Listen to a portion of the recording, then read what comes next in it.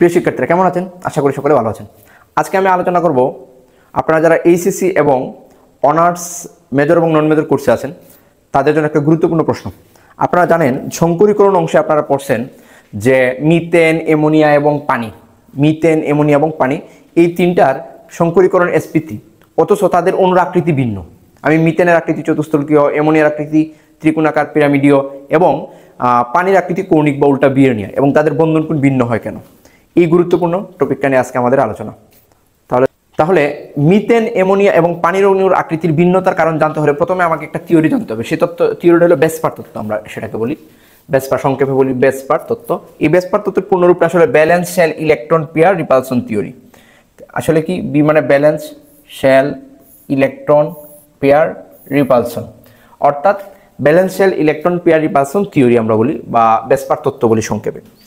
আমরা যদি একটু এটার শাব্দিক বিশ্লেষণটা করি, যে ব্যালেন্স শেল মানে আসলে আমরা কি বলি? যোজ্যতা স্তর। কি বলি? যোজ্যতা স্তর। ইলেকট্রন পেয়ার মানে ইলেকট্রন জোড়। আমরা জানি মুক্ত জোড়, বন্ধন জোড় ইলেকট্রন আছে, ইলেকট্রন জোড়। আর রিপালশন মানে বিকর্ষণ। এটা আসলে কি? বিকর্ষণ। অর্থাৎ আমাদের এই অণুর আকৃতিটা, ওই যে মিথেন বলেন, অ্যামোনিয়া বলেন এবং পানি বলেন, তাদের অণুর আকৃতি যে ভিন্ন হয়, এই ভিন্নতার কারণটা আসলে আমি যোজ্যতা স্তরের যে মুক্তজোড় বা বন্ধনজোড় ইলেকট্রন আছে তার বিকর্ষণের মাধ্যমে আসলে কি করব? নির্ণয় করব। বিষয়টা কি বোঝা গেছে?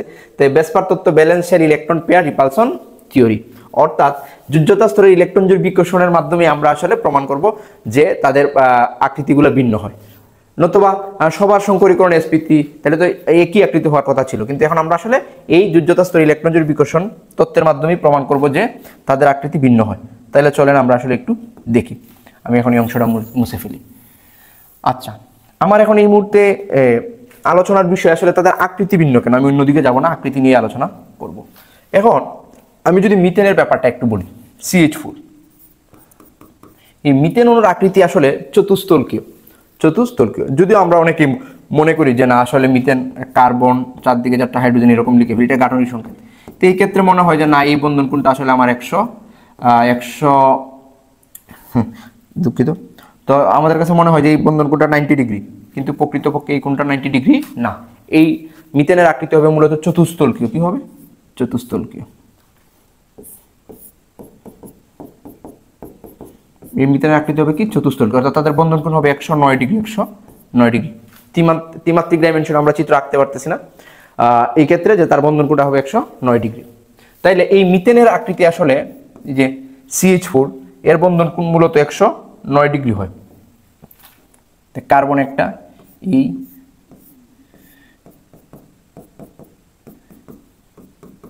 এখন আপনাকে আমি যদি প্রশ্ন করি যে আসলে এই মিথেনের মধ্যে sp3 সংকরীকরণ, আপনাদের যাদের সংকরীকরণের আইডিয়া আছে, sp3 সংকরীকরণের মধ্যে 4টা লুপ তৈরি হয়, আপনারা জানেন এইরকম। এই যে স্যার, এই ছিল কার্বন, এই জায়গায় একটা হাইড্রোজেন আসে, এই জায়গায় একটা হাইড্রোজেন। এই যে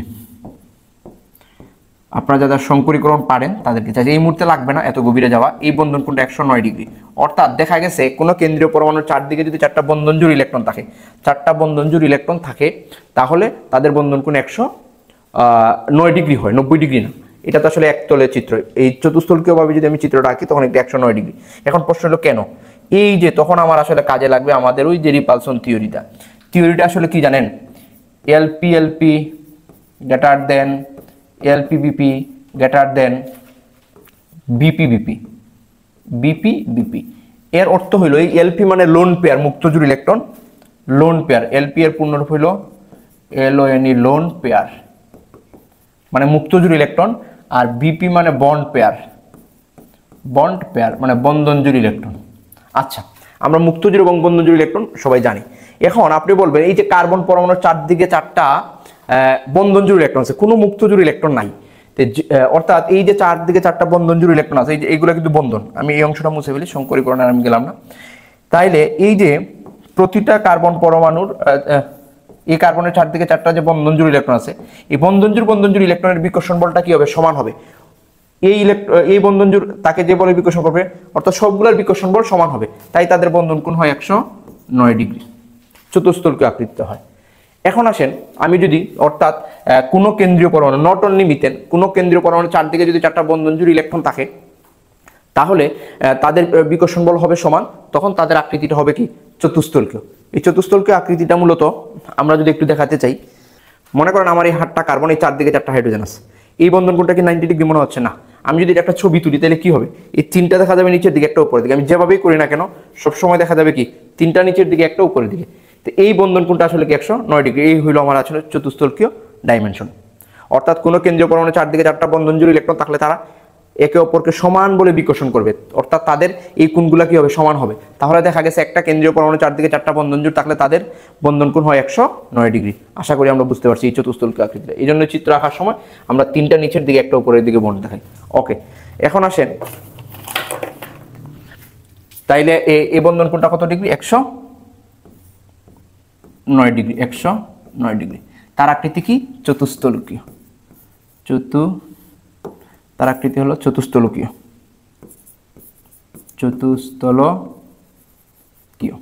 এই অনুরূপ একটা যৌগের নাম বলেন তো। এই অনুরূপ যৌগ হবে CCl4, অর্থাৎ কার্বন পরমাণু দিয়ে চারদিকে 4টা ক্লোরিন দিলে কার্বন টেট্রাক্লোরাইড বা টেট্রাক্লোরিন মিথেনের আকৃতি কি হবে? সেম হবে। এখন আসেন অ্যামোনিয়ারটা, আমরা যদি এখন অ্যামোনিয়ার স্ট্রাকচারটা বলি, NH3 স্যার, এই যে অ্যামোনিয়ার গাঠনিক সংকেত যদি আমরা আঁকতে যাই, তো অ্যামোনিয়ার গাঠনিক সংকেত আসলে নাইট্রোজেন, আমরা একটু অন্য জায়গায় দেখে ফেলি। অ্যামোনিয়া স্ট্রাকচারটা আমরা জানি নাইট্রোজেন, তার মধ্যে একজোড়া মুক্তজোড় ইলেকট্রন থাকে, আমরা নবম দশম শ্রেণীতে বন্ধন অঙ্কন পড়ছিলাম। আচ্ছা, এই জায়গায় যে নাইট্রোজেনের সাথে কি থাকবে? 3টা বন্ধন জুড়ে একটা ইলেকট্রন কি থাকবে? মুক্তজোড় থাকবে। এখন আপনি আমাকে বলেন তো এই জায়গায় এই ইলেকট্রনটাকে আমি সংক্ষেপে আসলে কি বলি? এলপি মানে মুক্তজোড়, আর এটাকে বলি বিপি। এটা কি? বিপি। এই জায়গায় বিপি। আচ্ছা, আগের জায়গায় কি ছিল? সবগুলা ছিল বিপি বিপি, মানে এটাও বিপি এটাও বিপি, মানে সবগুলা বন্ধন জোড়। কিন্তু এই জায়গায় দুই ধরনের বিকর্ষণ বল আছে। একটা হলো এই বিকর্ষণ বলটা যদি আমি বিবেচনা করি এলপিবিপি বিকর্ষণ, এই বিকর্ষণটা কি? এলপিবিপি বিকর্ষণ।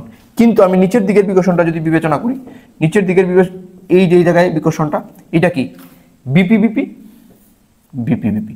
অর্থাৎ অ্যামোনিয়ার অণুর মধ্যে, অ্যামোনিয়ার কথাটা একটু খেয়াল করেন আপনারা, এই অ্যামোনিয়া অণুর মধ্যে দুই ধরনের বিকর্ষণ বল বিদ্যমান।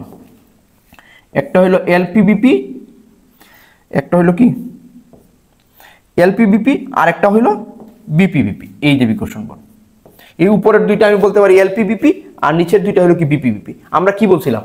এই যে এলপিবিপি বিকর্ষণ বলের মান বিপিবিপি অপেক্ষা বেশি, অর্থাৎ এই জায়গায় বিকর্ষণ বলটা এই জায়গা থেকে কি হবে? বেশি হবে। অর্থাৎ এই মুক্তজোড়, এই বন্ধনজোড় ইলেকট্রনটাকে বেশি বলে বিকর্ষণ করবে, যার ফলে এটা এভাবে সোজা না থেকে এটা নিচের দিকে একটু চেপে যাবে। নতুবা এই জায়গায় যদি মুক্তজোড় ইলেকট্রন না থাকতো তাইলে কিন্তু তার বন্ধন কোণ 109 ডিগ্রি হইতো। কিন্তু এই জায়গায় মুক্তজোড় ইলেকট্রন থাকার কারণে এই বিকর্ষণ বলের মান বেড়ে যাচ্ছে, তাই তার বন্ধন কোণ 109 ডিগ্রি না হয়ে এই যে বেড়ে যাচ্ছে, এটা কিন্তু এই কার উপরে প্রভাব পড়তেছে বলেন তো? এই প্রভাবটা পড়তেছে এই যে বিকর্ষণ বল, ওর বিকর্ষণ বল বেশি, ওর বিকর্ষণ বল কি বেশি, তখন এই প্রভাব পড়ছে, এই বন্ধনটা এই সোজা না থেকে একটু নিচের দিকে চেপে যাচ্ছে। কি যাচ্ছে? নিচের দিকে চেপে যাচ্ছে। তখন এই বন্ধনটা থাকতেছে না ওই যে মুক্তজোড় ইলেকট্রন প্রভাবের কারণে, তখন এই বন্ধন কোণটা হয়ে যাবে 160 ডিগ্রি, 9 ডিগ্রি পরিবর্তে হয়ে যাবে কি 160 ডিগ্রি। অর্থাৎ অ্যামোনিয়ার যে বন্ধন কোণ এটা 160 ডিগ্রি। আমরা যদি চিত্রটা একটু আঁকি এইভাবে, sp3 সংকরীকরণ ঘটলেও তার মধ্যে একজোড়া মুক্তজোড় ইলেকট্রন থাকবে, যার ফলে সে আর বন্ধনে অংশগ্রহণ করতে পারবে না। আর এই কারণে তার মধ্যে একটা মুক্তজোড় বিকর্ষণ বল থাকবে। এই বিকর্ষণের কারণে এই নাইট্রোজেন হাইড্রোজেন বন্ধনটা নিচের দিকে একটু চেপে যাবে, তখন তার বন্ধন কোণ হবে 160 ডিগ্রি, 9 ডিগ্রি পরিবর্তে হবে 160 ডিগ্রি। এই অনুরাকৃতি হলো ত্রিকোণাকার পিরামিডীয়। এই অনুরাকৃতি হলো ত্রিকোণাকার পিরামিডীয়, আমরা বলি এটাকে ত্রিকোণাকার পিরামিডীয়, ত্রিকোণাকার পিরামিডীয়। ওকে স্যার, তাহলে মোরাল অফ দ্য স্টোরিটা কি? যে নাইট্রোজেনের চারদিকে 3টা বন্ধন জোড় আর একটা মুক্তজোড় ইলেকট্রন বিদ্যমান। নাইট্রোজেনের চারদিকে 3টা বন্ধন জোড় আর একটা মুক্তজোড় ইলেকট্রন বিদ্যমান। এই মুক্তজোড় ইলেকট্রনের প্রভাবের কারণে, মুক্তজোড় ইলেকট্রনের প্রভাবের কারণে নাইট্রোজেন হাইড্রোজেন বন্ধনটা নিচের দিকে কি হয়? চেপে যায় এই যে বিকর্ষণের কারণে, তখন তার বন্ধন কোণ 109 ডিগ্রি পরিবর্তে 160 ডিগ্রি হয়ে যায়। এখন আসেন আমরা পানির স্ট্রাকচারটা চিন্তা করি। তাহলে কি পানির স্ট্রাকচারটা চিন্তা করি, এই অংশটা আমি মুছে ফেলি। H2O, আমরা যদি এখন পানির কথা চিন্তা করি, H2O আমি এই জায়গায় দিই, সমস্যা নাই। H2O অনুরাকৃতি, এই অনুরাকৃতিটা হবে কৌণিক, এই অনুরাকৃতিটা হবে কৌণিক। বন্ধন কোণ হবে 104.5 ডিগ্রি বা 104 ডিগ্রি আমরা বলি, কারণ এই পানির অণুতে দুইটা বন্ধন জোড় এবং দুইটা মুক্ত জোড়। আপনারা একটু সবাই ফলো করেন যে পানির স্ট্রাকচারটা আসলে কি। পানির যখন আমরা স্ট্রাকচার রাখবো তখন এর মধ্যে দুইটা বন্ধন জোড় এবং দুইটা মুক্ত জোড় ইলেকট্রন বিদ্যমান থাকে। এখন বলেন তো এই জায়গায় কি কি বিকর্ষণ বল আছে? এই জায়গায় এখানে 3 ধরনের বিকর্ষণ বলই আছে। এই যে এলপি, এটা এলপি, তখন এটা বিপি, এটা কি বিপি। একটু মনোযোগ সহকারে খেয়াল করেন আপনারা। এই যে এলপি বিকর্ষণ বলের মান সবচেয়ে বেশি, এই মুক্তজোড়কে সবচেয়ে বেশি বলে বিকর্ষণ করে। তখন এই তারা যখন বেশি বলে বিকর্ষণ করে তখন তারা পরস্পর থেকে দূরে সরে যাবে, তখন এই প্রভাবটা পড়বে তার উপরে। এই জায়গায় এলপি বিপি, এই বিকর্ষণ বলটা তার থেকে একটু কম, সবচেয়ে বিকর্ষণ বল কম হবে বিপি। ফলে এই অক্সিজেন হাইড্রোজেন বন্ধনটা আরো নিচের দিকে চেপে যায়, তখন 104.5 ডিগ্রি। আচ্ছা, আমরা এইটাকে 104 ডিগ্রিও বলতে পারি, আমরা এই দশমিকে নাই গেলাম, অর্থাৎ এর বন্ধন কোণ হবে কত ডিগ্রি? 104 ডিগ্রি। এই আকৃতিটাকে বলে আমরা কৌণিক বা উল্টা বিয়ের ন্যায়। এই অণুর আকৃতিটাকে আমরা বলি কৌণিক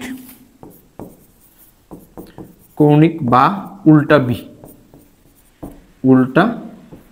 বিয়ের ন্যায়।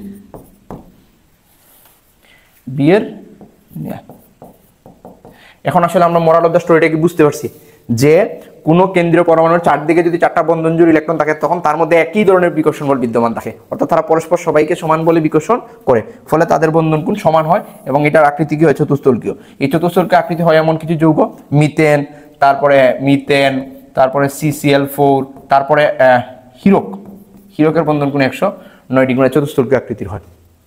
এখন আসেন, অর্থাৎ এই জায়গায় কোনো মুক্তজোড় ইলেকট্রন নাই, চারদিকে 4টা বন্ধন জোড়, এক ধরনের বিকর্ষণ বলের কারণে তাদের বন্ধন কোণ কি হয়? সমান হয়। আচ্ছা, এখন আমি যদি অ্যামোনিয়াটা চিন্তা করি, যে অ্যামোনিয়া চারদিকে 3টা ছিল বন্ধন জোড় আর একটা ছিল কি মুক্তজোড়। এই মুক্তজোড় ইলেকট্রনের কারণে তার বিকর্ষণ বলটা বেশি হয়, ফলে নাইট্রোজেন বন্ধনটা নিচের দিকে একটু চেপে যায়, ফলে তার বন্ধন কোণ কি হয়? 160 ডিগ্রি হয়। নতুবা কিন্তু এটা তো 109 ডিগ্রি, যদি এই জায়গায় মুক্তজোড় ইলেকট্রনটা না থাকতো তাইলে কিন্তু তার বন্ধন কোণ কি 109 ডিগ্রি হইতো। পানির ক্ষেত্রে আবার কি হচ্ছে?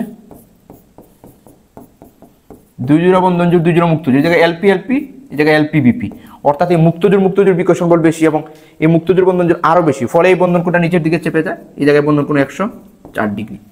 আশা করি আমরা এই অণুর আকৃতিটা বুঝতে পারছি। ধন্যবাদ সবাইকে, দেখা হচ্ছে পরবর্তী কোনো গুরুত্বপূর্ণ টপিক নিয়ে। সবাই অঞ্জনরা ইউটিউব চ্যানেলের সাথেই থাকুন। ধন্যবাদ সবাইকে।